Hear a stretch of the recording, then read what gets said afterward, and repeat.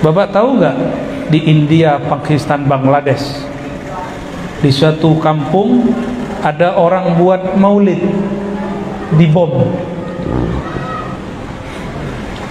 Kok bisa dibom? Ternyata yang ngebom ini habis ngaji di majelis yang mengatakan maulid itu syirik. Orang musyrik perintahnya qatilul musyrikina kafah. Bunuhlah semua orang-orang, perangilah semua orang-orang musyrik kafah. Akhirnya dia kalau ngelihat ada orang ziarah kubur, tawasulan, maulid, dalam hatinya ada kebencian luar biasa. Masih mending itu si Amrozi yang dibom tempat katanya sih maksiat, cuma saya belum tahu juga ya. Itu masih agak sedikit bener-bener tapi ebleng, bener-bener miring. Tapi ini lebih bahaya, majelis maulid. Mungkin teman-teman yang di polisi ingat di Cirebon Jumatan dibom.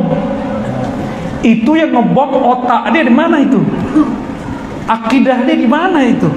Kolbu dia di mana dia taruh? Orang Jumatan, Pak. Tapi mereka sudah dicuci otaknya. Apa kata mereka, kata mentornya, kata ustadznya? Negara ini negara tauhid. Kata mereka apa? Negara ini tauhid. Apa arti tauhid?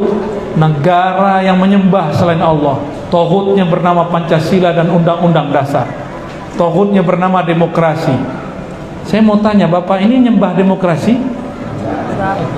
Berarti mereka salah paham tuh. Bapak nyembah Pancasila nggak? Nyembah Undang-Undang Dasar nggak? Menjadikan itu tandingan Al-Quran nggak? Pernahkah ada orang nak membanding-bandingkan ayat yang ada di Undang-Undang Dasar dengan ayat di surah Al-Fatihah? Kali ada yang bilang, siapa yang membaca pasal 1 sampai pasal 7 di bawah sholat dapat pahala 70 kali sholat, ada nggak?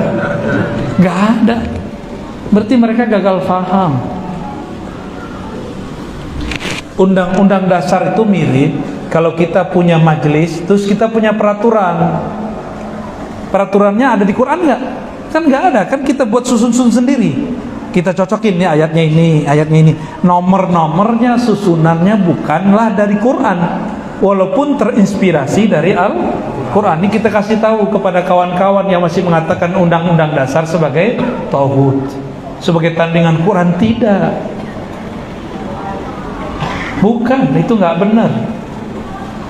Di rumah, di masjid ini ada peraturan nggak? Ada kan, masuk masjid harus begini, harus begitu. Itu undang-undang tandingan Al-Quran tuh gimana? Selama Covid ada peraturan baru? Itu menandingi Al-Quran nggak? Antum kalau punya majelis ada peraturan nggak? Ada pasti. Boleh nggak masuk ke majelis nggak pakai baju? Hah? Gimana? Kok tiba-tiba mahal kiam antum berdiri semua? Itu kan udah semacam peraturan. Di semua kelompok ada peraturan, di kelompok dia juga ada peraturan 1, 2, 3. ISIS, tahu ISIS? Ikatan suami ikut istri. ISIS itu kok jadi besar dia? Dia punya peraturan 20. Kita cek, nggak ada di Quran mengatakan daulah Islamiyah 20 macam. Nggak ada di Quran. Mereka aja buat-buat sendiri. Diklaim ini dari Al-Quran. Kan sama dengan Undang-Undang Dasar. Kenapa Undang-Undang Dasar nggak boleh, terus dia buat semacam nizam atau asas daripada ISIS? Kenapa dia boleh buat? Berarti gagal faham. Sama. Saya mau tanya kepada yang sedang belajar tauhid 3 bagian. Adakah di Quran pembagian 3 tauhid? Oh Ustaz, ada ayatnya. Ayat itu kan kata Ustaz ente. Ustadznya terpengaruh ustadznya terpengaruh imamnya. Imamnya mengatakan tauhid ada 3. Coba antum buka Quran dari pertama sampai akhir. Adakah kalimat tauhid dibagi 3? Ada. Nggak ada kan? Berarti yang bilang dibagi 3 siapa? Ibnu Taimiyah, imam seorang manusia. Kalau dia bukan nabi, kita boleh beda nggak? Boleh beda. Tapi mereka ini sudah terlalu melebih-lebihkan imamnya. Katanya nggak boleh melebih-lebihkan manusia. Giliran kita melebih-lebihkan Imam Syafi'i, kata dia tidak boleh ikut Syafi'i. Tidak boleh. Terus ikut siapa? Ikut Sahih Bukhari. Lah imam juga. Tidak boleh bertorikot. Bolehnya bermanhaj. Ya manhaj sama torikot artinya sama. Jalan. Manhaj itu jalan, sistem jalan. Sama artinya. Nah, yang udah belajar sifat 20 saya tanya juga, ada nggak di Quran? Aurat Amrozi kebuka tuh. Ada nggak di Quran pembagian sifat jadi 20? Ya ulama juga yang bagi. Maka kalau ada orang berbeda dengan sifat 20, bagi kita nggak masalah. Cuma nggak usah main salah-salahin. Siap saja berbeda. Ulama kita dulu sudah biasa berbeda. Itu seperguruan Imam Ahmad sama Imam Al-Qarabisi. Awal-awal mereka temenan, habis itu tengkar, habis itu baikan lagi kok. Setelah itu kan mereka baikan lagi. Setelah ketahuan ada tukang hasud, beres. Bapak Ibu yang bukan Allah, ini pengamatan saya. Tidak ada kelompok ekstrim di dunia melainkan terpengaruh oleh 3 tauhid. Percaya nggak tuh? Ini yang ngomong bukan saya, guru saya di Timur Tengah. Saya coba mengulang kembali. Pas kita perhatiin, iya, ISIS akidahnya apa? Uluhiyah, rububiyah, asma was sifat. NII di Indonesia, uluhiyah, rububiyah, asma was sifat diganti mulkiyah. Itu juga. Kelompok apa lagi? Bin Laden. Sama. Al-Qaeda, ya, sama. Di Indonesia, Amrozi, mas saudaranya, Imam Samudra, akidahnya sama. Dan kita belum nemu, alhamdulillah, orang belajar sifat 20 suka maulidan terus ngebom. Alhamdulillah belum ketemu. Alhamdulillah belum ketemu. Kalau di Betawi, di Jakarta, itu semua orang kalau ngaji itu sarungnya jingkrang, celananya jingkrang. Bukan berarti dia kelompok itu. Berjenggot juga sama, cuma suka maulidan. Setiap minggu, bahkan setiap hari orang Betawi itu maulid. Heran juga saya itu ya, cintanya mereka kepada Rasulullah Sallallahu Alaihi Wasallam. Lalu di bagian mana muncul ajaran-ajaran teroris? Bibitnya ada di nomor 2 dan nomor 3. 1, 2, 3 sih ya. Uluhiyah, apa yang disebut tauhid uluhiyah versi mereka ya. Saya juga punya versi sendiri, uluhiyah rububiyah, beda. Uluhiyah versi mereka bahwa yang berhak disembah hanya Allah, disebut dengan tauhid ibadah. Bagi kelompok ini yang betul-betul menyembah Allah cuma kelompok mereka. Asy'ariyah belum, Sufi tidak, apalagi yang maulid. Halo, yang maulid, antum dianggap tidak menyembah Allah. Jadi antum yang maulid itu kan tawassul kan? Rabbi apa? Faghfirli dzunubi ya Allah, katil habib ya Allah. Coba diterjemahkan. Ya Allah, ampuni dosaku berkat Al-Habib sang kekasih Nabi Muhammad sallallahu alaihi wasallam. Dengan bertawassul kepada Al-Habib Sayyidina Muhammad. Bagi mereka yang tawassul begitu, dia bukanlah ahli tauhid uluhiyah. Jadi kenapa antum ini dianggap akidahnya tidak benar oleh mereka? Karena bertawassul. Paham? Makanya mereka nggak mau bermajelis sama kita karena kita dianggap musyrik uluhiyah. Musyrik. Mau nggak disebut musyrik?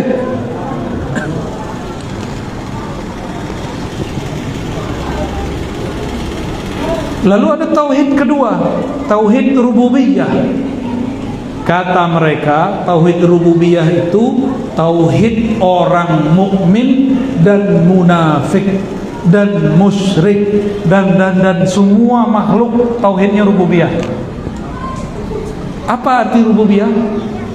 Tauhid bahwa Allah lah pencipta alam semesta. Kata mereka, antum ini percayakan Allah yang ciptakan alam semesta, tapi kok masih tawassul? Berarti baru tauhid rububiyah. Makanya mereka benci sekali dengan ulama-ulama waliullah, wali-wali sufi. Kemarin kita ziarah kepada Abuya Syekh Ahmad Sarwani, kawan dari Abah Guru Sekumpul, ya, Syekh Muhammad Zaini Abdul Ghani, ya, qadallahu sirrahum ajma'in. Itu mereka nggak suka karena guru-guru kita ini mengajarkan tawassul. Bagi mereka sufi, asy'ari, maulidan itu tidak bertauhid uluhiyah, baru bertauhid rububiyah. Makanya nggak mau mereka masuk ke majelis antum, nggak bakal mau. Coba aja lihat, kita buka majelis pasti keluar. Kalaupun dengarnya dari luar, kalau nggak lewat YouTube, benci-benci tapi cinta, nggak suka, unlike tapi dengerin, nggak apa-apa ya, kita nggak benci kok sama dia. Ini mulai bahaya. Pakai ayat, wala in sa'altahum man khalaqas samawati wal ard la yaqulunna Allah qul alhamdulillah bal aktsaruhum la ya'lamun. Surat Luqman. Jika mereka ditanya siapa pencipta langit dan bumi, mereka mengatakan Allah. Kata Ibnu Taimiyah, inilah tauhid orang musyrik. Kalau ditanya siapa pencipta langit bumi, Allah, tapi mereka tidak sembah Allah. Kata Ibnu Taimiyah, inilah tauhid para sufi. Mereka mengatakan Allah pencipta tapi tidak menyembah Allah. Inilah tauhid Asy'ari, inilah tauhid Ba'lawi. Jadi kita ini dianggap belum mukmin tauhid uluhiyah, baru mukmin separuh. Bahaya nggak ini? Tinggal masukin yang ketiga. Disinilah perdebatannya tambah panjang. Tauhid asma dan sifat. Nah, ini kelompok murni salafi. Mereka masih membahas asma dan sifat. Mereka ini mengkaji akidah Asy'ariyah tidak lewat guru, tapi lewat kitab. Karena lewat kitab tidak bisa memahami kitab dengan baik. Lalu mereka menuduh akidah Asy'ariyah hanya percaya kepada 7 nama, 7 sifat. Ini ada yang pengajar pesantren ya? Ya pasti ada. Apakah antum meyakini sifat dan nama Allah cuma 7? Enggak ada. Itu yang mesti diketahui secara akli. Adapun secara nakli semuanya. Karena banyak ayat sifat itu mana yang paling inti disebut ummahatus sifat, sifat-sifat inti. Muncullah angka 20. Dari 20 ada sifat ma'ani namanya 7. Bukan berarti sifat Allah cuma 20, nama Allah cuma 7. Berarti dia nggak paham. Ibnu Taimiyah sendiri imam mereka nggak ngerti. Ibnu Taimiyah mengatakan kelompok Asy'ariyah hanya percaya 7 nama.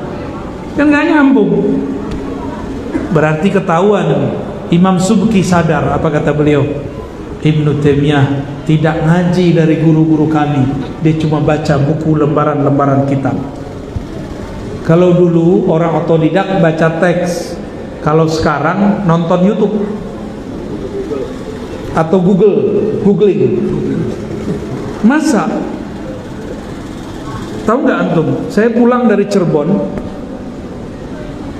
di samping saya ada orang pakai jaket keren, berjenggot dikit kayak kita, panjangan jenggot kita sih ya, lebih ahlu sunnah saya lah. Dia tiba-tiba mau sholat, gak tahu sholat apa, jamak atau apa.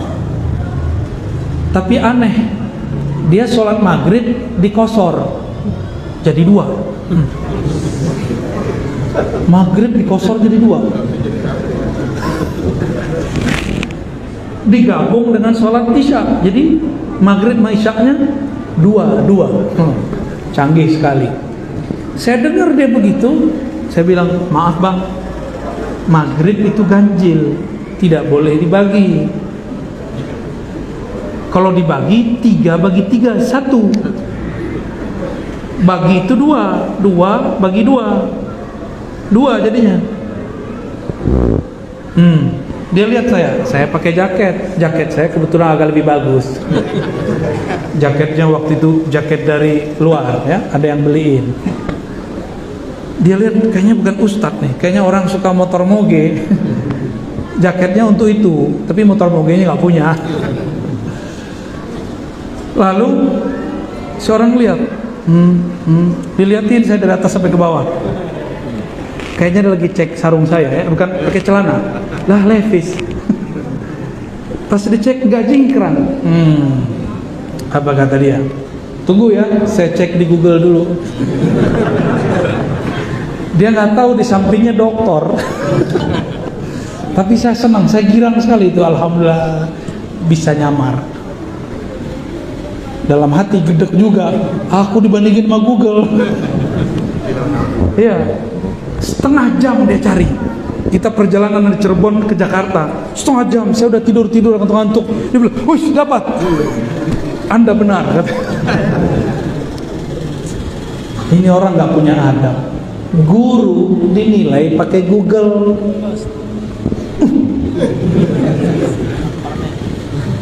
Yang benar aja, guru kok distandarkan pakai Google. Ente siapa? Ente Ibnu Google. Google yang buat tahu kan? Yahudi yang buat. Katanya anti Yahudi ya. Banyak yang begitu kan? Ada ustadz, cek dulu, agak ada di YouTube. Ya salah. Emang kalau nggak ada di YouTube terus bukan ustadz gitu. Saya punya guru, itu beberapa guru saya nggak pernah masuk YouTube, nggak muat. Itu handphone yang kekecilan. Nggak ada di YouTube, tapi ilmunya jauh di atas kita. Jadi jamaah ini jangan menghakimi guru pakai guru Google. Itu bid'ah baru, manhaj sekarang ya, manhaj al-jadid dari Masjid Nurul Jadid. Wah, udah mau jam 10, sama jamnya. Tapi ada kelompok yang jadi teroris. Ini kalau yang masih murni, paling debatnya sunnah bid'ah, syirik, sunnah bid'ah, syirik, itu aja tuh. Ada kubur samping masjid, rame. Apalagi di depan masjid ramai, tidak boleh sholat yang ada kuburan di masjid. Lo apa urusannya? Emang ente jamin ente sholat itu di bawah nggak ada kubur? Itu fikih apa itu ya? Emang kita takut sama kubur? Emang kalau kita sholat di kubur iman kita rusak? Berarti antum ini makhluk simbol, horor, ketemu simbol takut. Kalau saya tulis di tembok ini salib 1000 kali, saya jadi kafir nggak? Orang yang lihat imannya berkurang nggak? Kenapa? Ketika orang nanya, Ustadz, kok bikin salib? Enggak, saya bikin plus. Beda penafsiran, beda maksud. Kadang-kadang kita melihat orang dengan simbol, tidak melihat makna yang ada di belakangnya. Ya. Agama itu dua, ada simbol, ada makna. Yang paling penting makna, simbol tetap dijaga. Jangan bertengkar karena simbol, ya.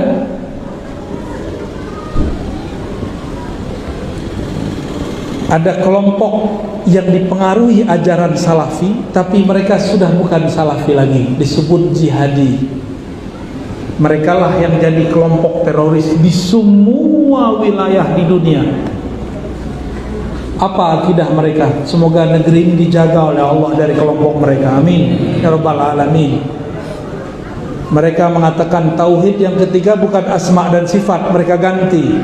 Tauhid ketiga, tauhid mulkiyah, tauhid kekuasaan.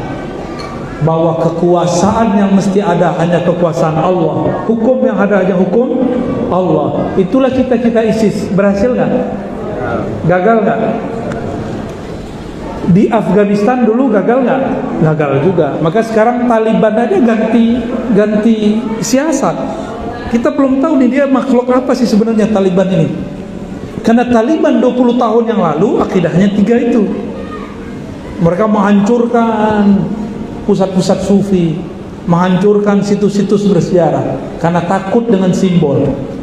Sekarang agak adem nih, kita nggak tahu ya, tunggu dulu, jangan puji-puji dulu, jangan juga kritik-kritik terlalu pedas. Kita hati-hati. Cuma saya punya pendirian sendiri, penelitian saya sendiri, ya.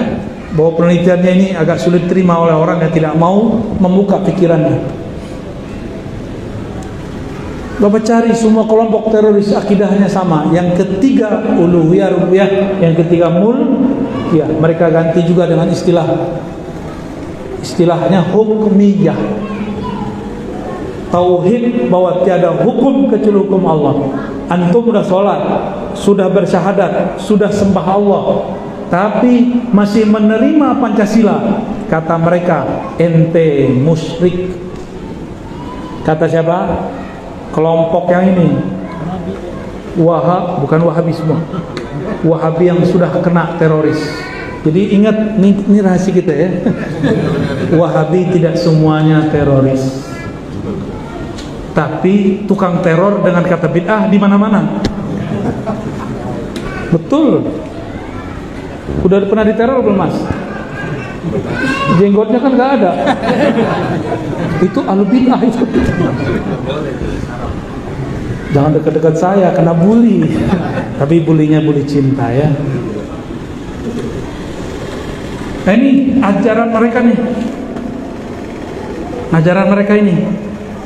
Inilah kelompok yang berbahaya. Tapi ingat, yang berakidah asma wa sifat ini, jika dibakar dikit pindah dia. Bakar dikit kelompok ini, pindah dia ke sini. Ada caranya, kayak brainwash namanya, cuci otak, pakai doktrin. Caranya gini, akhi, ini negeri katanya Islam, tapi hukumnya Pancasila. Coba lihat, ulama sudah banyak ditangkap, habib sudah banyak masuk penjara. Ini tidak ada jalannya kecuali hanya jihad. Karena mereka berhukum dengan hukum tauhid, maka semuanya terjadi kriminalisasi. Mari kita terapkan tauhid yang ketiga, tauhid beres itu dah. Jadi kelompok yang ini nih, yang bertauhid asma wa sifat ini kalau ketemu guru bukan aliran Wahabi Saudi, tapi Wahabinya Sururi, selesai sudah.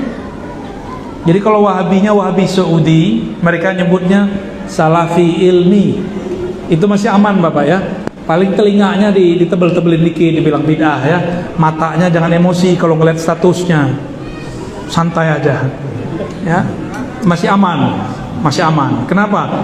Di Saudi mereka sampai sekarang pun tidak berani berontak, karena difatwakan oleh imamnya. Kalau di sini kan demokrasi haram, di sana mereka nggak berani bilang kerajaan monarki haram, nggak berani, karena mereka hidup di situ. Fatwa itu diimpor ke Indonesia, makanya mereka pada golput. Bahaya Pak kalau golput. Ini jangan ada yang golput nanti ya. Itu Sudan, pecahan satu lagi namanya Ethiopia. Ethiopia karena di situ ada kelompok-kelompok yang memfatwakan haram nyoblos. Itu demokrasi tauhid. Akhirnya orang Islam nggak mau kecuali sedikit. Yang senang agama sebelah. Sekarang mereka pisah negara, dan sudah beda azas negara. Rasain kalian, ya.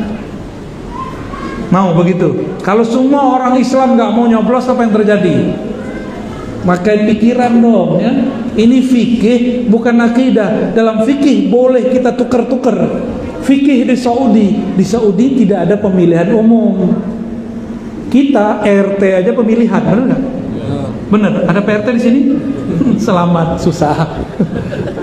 Selamat susah ngurusin orang. Di kompleks saya itu terjadi perseteruan asik.